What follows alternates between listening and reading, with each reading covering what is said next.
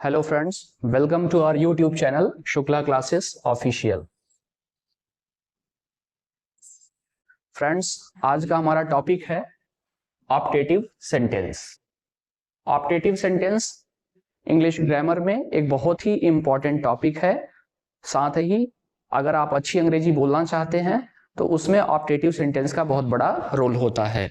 सबसे पहले तो ये जान जाइए कि ऑप्टेटिव सेंटेंस होता क्या है। ऑप्टेटिव सेंटेंस मतलब ऐसा सेंटेंस जिसमें आप ब्लेसिंग, कर्स, प्रे, विश या हार्टली डिजायर्स व्यक्त करोगे। ऐसे सेंटेंस जिसमें आप ब्लेसिंग करो, जिसमें आप किसी को कर्स दीजिए, अभिशाप दीजिए, या किसी के लिए प्रार्थना करिए, या किसी को शुभकामना दीजिए, या अपने दिल की इच्छाओं को व्यक्त करिए। ऐसे सेंटेंस को बोला जाता है ऑप्टेटिव सेंटेंस। ब्लेसिंग, जैसे आपने कहा भगवान करें आप खूब तरक्की करें, ये कौन सा सेंटेंस हो गया? ऑप्टेटिव, क्योंकि आपने इसमें ब्लेसिंग किया। आप कहिए भगवान करे तुम नरक में चले जाओ, यहां पर आपने क्या किया? किसी को कर्स किया, अभिशाप दिया। आप किसी के लिए प्रार्थना करिए, किसी को शुभकामना दीजिए, या फिर किसी के लिए हार्टली डिजायर, दिल की इच्छाओं को व्यक्त करिए।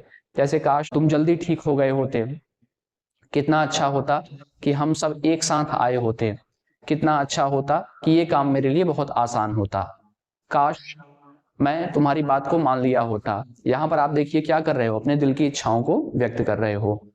तो जिन भी सेंटेंसेस में आपको ब्लेसिंग का, कर्स का, प्रे का, विश का या हार्टली डिजायर का सेंस मिले, समझ जाइएगा कि वो कौन सा सेंटेंस है, ऑप्टेटिव सेंटेंस है। और ऑप्टेटिव सेंटेंस में आप इंग्लिश कैसे बोलोगे, इसके टोटल आप 5 रूल्स पढ़ेंगे। इसमें total there are 5 rules in optative sentence and now I am going to explain each and every rule thoroughly. मैं एक एक रूल को बहुत ही डिटेल में, बहुत ही अच्छी तरीके से एक्सप्लेन करने चल रहा हूं।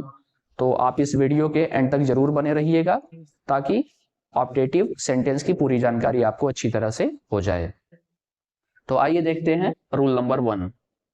इसका रूल नंबर 1 क्या है? इसका रूल नंबर 1 है, अगर हिंदी का कोई सेंटेंस शुरू हो भगवान करें, जैसे भगवान करें तुम पास हो जाओ, भगवान करें तुम्हारी सारी मनोकामनाएं पूरी हो जाएं, भगवान करें तुम्हें एक अच्छी नौकरी मिल जाए, तो ऐसे सेंटेंसेस होते हैं ऑप्टेटिव सेंटेंस। और ऐसे सेंटेंसेस को आप कैसे बोलोगे या आप कैसे ट्रांसलेट करोगे, उसका स्ट्रक्चर यहां पर लिखा है, may plus subject plus MV first plus other. याद रखिएगा कि जहां पर भगवान करे जैसा वर्ड दिखे तो वहां पे आपको गॉड लिखने की जरूरत नहीं है, क्योंकि वहां पर मे का मतलब ही होता है भगवान करें। जैसे इसका एग्जाम्पल देखिए, भगवान करें तुम स्वस्थ हो जाओ। भगवान करें के लिए आपने क्या लिखा? मे यू रिकवर, या आप इसको गेट वेल भी लिख सकते हो, भगवान करें आप स्वस्थ हो जाओ। एक और एग्जाम्पल देखिए, भगवान करें तुम एक डॉक्टर बन जाओ। मे कौन बन जाओ? तुम बन जाओ। सब्जेक्ट कौन है? तुम। तो मे के बाद में हम किसको लिखेंगे? सब्जेक्ट को लिखेंगे। May you become a doctor. Become क्या है यहाँ पर? मेन वर्ब है। रिकवर यहाँ पर क्या है? मेन वर्ब है। तो आई थिंक यहाँ पर आपका कॉन्सेप्ट क्लियर हो गया होगा कि भगवान करें से जब कोई सेंटेंस शुरू होगा तो उसको आप किस तरह से बोलोगे या किस तरह से ट्रांसलेट करोगे। इसका अगला रूल देखिए, रूल नंबर 2। रूल नंबर 2 क्या कह रहा है? अगर किसी सेंटेंस में सब्जेक्ट भगवान ही हो, यानी सेंटेंस की शुरुआत भगवान करें से नहीं होगा, बल्कि भगवान ही उस सेंटेंस में काम को कर रहे होंगे। जैसे आप देखो, भगवान मेरी समस्या हल करे। अब देखो, हल करने का काम कौन करे? भगवान करे, यानी सेंटेंस का सब्जेक्ट कौन है? भगवान है। एक और एग्जाम्पल है, भगवान तुम्हारी मनोकामना पूरी करें। मनोकामना कौन पूरी करे? भगवान, यानी सब्जेक्ट कौन है? भगवान है। तो जब किसी सेंटेंस में खुद भगवान, खुद ईश्वर अगर सब्जेक्ट बन जाए तो ऐसे सेंटेंसेस के लिए हमारे पास में स्ट्रक्चर है, may God plus MV first, यानी मेन वर्ब का first form, plus object plus other. ये स्ट्रक्चर हम अप्लाई करते हैं। जैसे देखो, भगवान मेरी समस्या हल करें। आपने क्या लिखा स्ट्रक्चर के according, may God, main verb क्या है, हल करें यानी सॉल्व। क्या हल करें, मेरी समस्या हल करें। मेरी समस्या क्या हो गया, ऑब्जेक्ट, तो आपने लिख दिया माई प्रॉब्लम, यानी हमारा सेंटेंस क्या हो गया, may God solve my problem. इसी तरह से भगवान तुम्हारी मनोकामना पूरी करें, मे गॉड, और फिर मेन वर्ब क्या है, पूरा करना, पूरी करने के लिए लिख दिया गया फुलफिल क्या, तुम्हारी मनोकामना, योर विश, योर विश क्या हो गया, ऑब्जेक्ट हो गया, और गॉड क्या है, सब्जेक्ट है। तो आई थिंक यहां से आपका रूल नंबर 2 क्लियर हो गया होगा कि किस तरह से आप ऐसे सेंटेंसेस को ट्रांसलेट करेंगे जिसमें खुद सब्जेक्ट कौन रहेंगे, भगवान रहेंगे। आइए इसके बाद हम लोग रूल नंबर 3 देखते हैं। रूल नंबर 3 है कि अगर किसी सेंटेंस की शुरुआत का, अगर, या यदि, या कितना अच्छा होता कि, या मेरी इच्छा है कि, इन शब्दों से शुरू हो, तो mind one thing that there are always hardly desire in such sentences. ऐसे सेंटेंसेस में हमेशा हार्डली डिजायर होता है, दिल की इच्छाएं रहती हैं। अगर किसी सेंटेंस की शुरुआत इन शब्दों से होगा तो इन शब्दों के लिए आप क्या लिखोगे, पहले काश के लिए आप क्या लिखोगे, काश के लिए आप ओ दैट भी लिख सकते हो और ओ दैट भी लिख सकते हैं।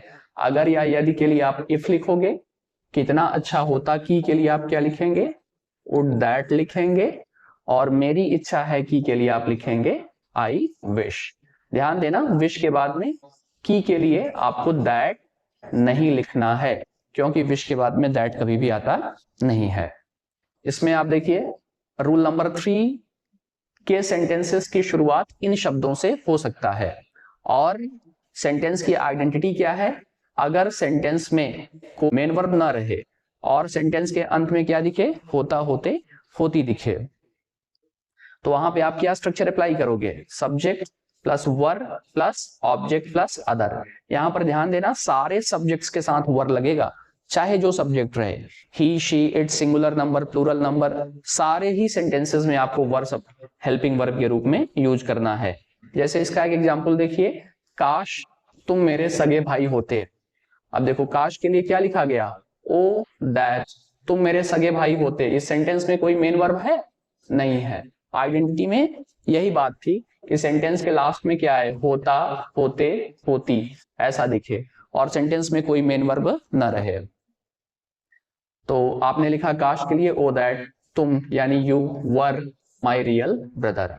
कितना अच्छा होता कि गांधी जी आज जीवित होते। कितना अच्छा होता कि के लिए क्या लिखा गया, वुड दैट गांधी जी आज जीवित होते, गांधी वर अलाइव टुडे। यहां देखिए गांधी सिंगुलर सब्जेक्ट है, और फिर भी किसका यूज किया गया है, वर का यूज किया गया है, क्योंकि ऑप्टेटिव सेंटेंसेस में कोई भी सब्जेक्ट रहेगा, अगर हार्टली डिजायर वहां पे एक्सप्रेस किया गया होगा तो वहां पे आप हेल्पिंग वर्ब के रूप में वर का यूज करेंगे।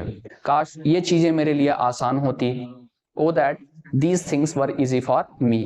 काश तुम इस कक्षा के मॉनिटर होते, o that you were the monitor of this class.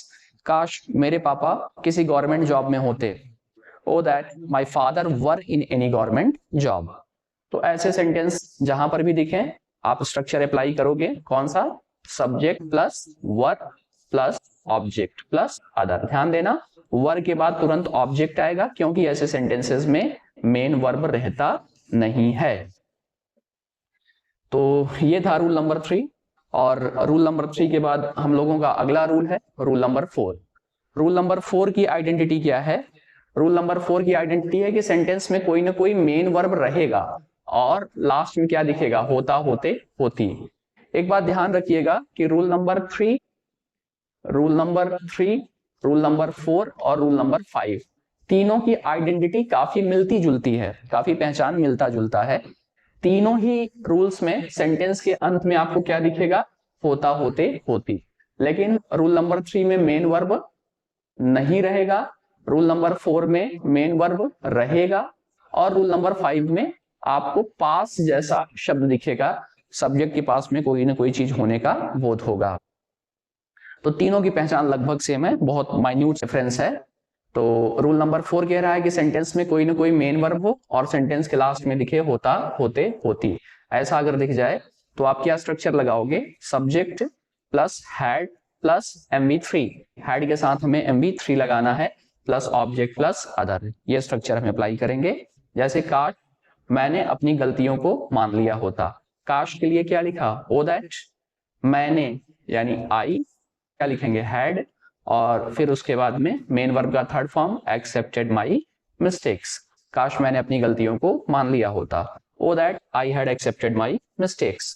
इसी तरह से एक और एग्जाम्पल है, कितना अच्छा होता कि मेरे सभी दोस्त यहाँ आए होते, कितना अच्छा होता कि के लिए आप क्या लिखोगे, वुड दैट, कौन आया होता, मेरे सभी दोस्त आए होते, यानी all my friends, all my friends.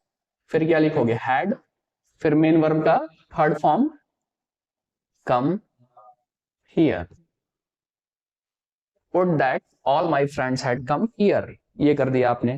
मेरी इच्छा है कि मैं उसकी मदद किया होता, मेरी इच्छा है कि के लिए आप क्या लिखोगे, इसके लिए आप लिखोगे आई विश, मैं उसकी मदद किया होता, I had helped him, I wish I had helped him.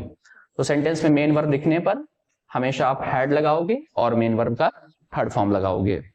तो होप दैट आपका रूल नंबर 4 भी क्लियर हो गया होगा। आइए देखते हैं रूल नंबर 5 का कॉन्सेप्ट क्या है। रूल नंबर 5 कह रहा है कि अगर सब्जेक्ट के पास कुछ न कुछ होने का बोध हो, मतलब सब्जेक्ट के पास में कोई ना कोई वस्तु रहे, कोई ना कोई चीज हो, और पहचान वही है, लास्ट में क्या दिखेगा, होता होते होती, तो यहाँ पे आप स्ट्रक्चर लगाओगे, subject plus had plus object plus other, ये स्ट्रक्चर लगाओगे। ऑप्टेटिव सेंटेंस के लास्ट में एक्सक्लेमेशन मार्क को जरूर रख देना चाहिए। जैसे देखिए, कितना अच्छा होता कि मेरे पास एक नई कार होती, तो करो, कितना अच्छा होता कि के लिए आप क्या लिखोगे, इसके लिए आप लिखोगे वुड दैट, मेरे पास यानी I had a new car, O that I had a new car, last में एक्सक्लेमेशन मार्क को लगा दीजिए। एक इसका और एग्जाम्पल देखिए, काश मेरे पास तुम्हारे जैसा ज्ञान होता, काश के लिए आप क्या लिखोगे, ओ दैट मेरे पास तुम्हारे जैसा ज्ञान होता, आई हैड नॉलेज तुम्हारे जैसा, like you, I had knowledge like you, इस तरह से आपने कर दिया। तो जब भी ऐसे सेंटेंस दिखे तो आई थिंक इसको अब आप आसानी से कर सकते हैं। होप दैट अब ये वीडियो आपको अच्छी तरह से समझ में आ गया होगा। साथ ही साथ ऑप्टेटिव सेंटेंस क्या होता है ये भी आप अच्छे ढंग से समझ गए होंगे। और ऑप्टेटिव सेंटेंस में सब मिला करके 5 रूल्स हैं, 5 के 5 रूल्स मैंने आपको बता दिया, एक एक करके मैंने आपको अच्छी तरह से समझा दिया। आप इस पे प्रैक्टिस करिए, क्योंकि ऑप्टेटिव सेंटेंस एक ऐसा सेंटेंस है जिस पर काफी हद तक इंग्लिश बोली जाती है। तो आप सारे रूल्स पे 5-5 सेंटेंस बनाइए, प्रैक्टिस करिए, और अगर कोई प्रॉब्लम होती है तो कमेंट सेक्शन में मुझे जरूर बताइएगा। इस तरह के और इंफॉर्मेशंस पाने के लिए आप हमारे चैनल को सब्सक्राइब जरूर कर लीजिए। इस वीडियो को अपने दोस्तों से शेयर करिए, लाइक करिए, कमेंट करिए।